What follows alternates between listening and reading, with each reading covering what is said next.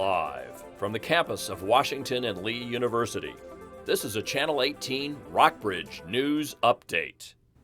Welcome to the Rockbridge Report Live News Update. I'm Kinsey Grant.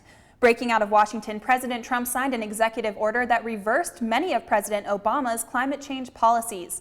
As part of the rollback, Trump will initiate a review of the Clean Power Plan, which restricts greenhouse gas emissions at coal-fired power plants. The administration will also lift a 14-month-old moratorium on new coal leases on federal lands. The order will chip away at other regulations, including scrapping language on the social cost of greenhouse gases. The White House is calling for immediate budget cuts of $18 billion. Much of the impact of the cuts would be on medical research, infrastructure, and community development grants. The White House plans to use the money from the cuts for construction of President Trump's controversial U.S.-Mexico border wall. The Trump White House says $1 billion will cover 62 miles of the border wall. Department of Homeland Security documents obtained by CNN reveal the funds will pay for 48 miles of the new wall and the replacement of other fencing.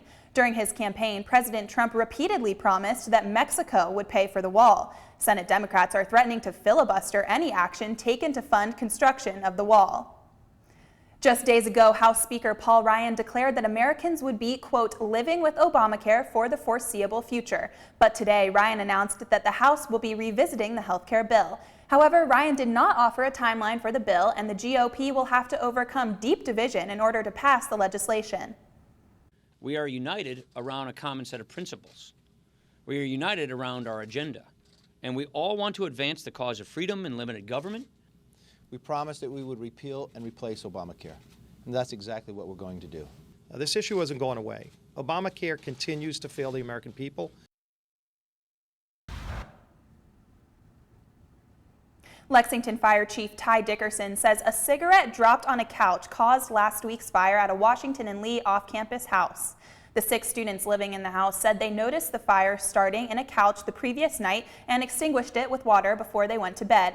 Dickerson said it appears that the fire spread to the rest of the house when the couch fire rekindled in the early morning. The house and its contents are a total loss. No students or firefighters were injured during the fire. After years of contamination, clean water will be coming to Flint, Michigan. A federal judge approved a deal just a short time ago, which will replace lead-lined water lines for Flint's 100,000 residents. The state and the city agreed to replace at least 18,000 water lines, which have been infusing poisonous lead into the water since 2014. More than 700 water lines have already been replaced. The state will set aside $87 million for the project with $10 million in reserve. The project will likely not be completed until 2020, and residents will be advised to continue using water filters for 6 months after water lines are replaced. The House Intelligence Committee is in turmoil amid the controversy over its chairman, Republican Devin Nunes. A growing number of Democrats are calling on Nunes to recuse himself from the panel's investigation into Russia and the Trump campaign. Democrats say Nunes is too close to the White House to lead a thorough probe into Russia.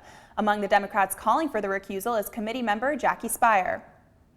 I don't trust him. I think he's a very nice man. I think he is frankly over his head. I think he used very poor judgment, and I think he has tainted the committee. I actually think that there is an effort underway to shut this committee down by the president. He does not want this committee's investigation to move forward, and if he can knock us off, then he's only got to find a way to knock off the Senate investigation.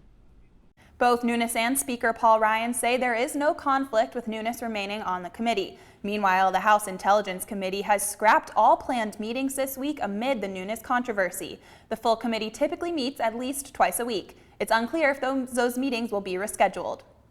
Coming up on Thursday on the Rockbridge Report, the dam at Jordan's Point Park may not be here for much longer. Tune in at 4:30 to hear what the Virginia Department of Game and Inland Fishery officials have to say about it. And a Buena Vista Air Force veteran recently received France's highest distinction. We'll tell you what that means for him and for the rest of the veterans in the Shenandoah Valley. And as always, stay updated at our website, rockbridgereport.wlu.edu. Thank you for watching.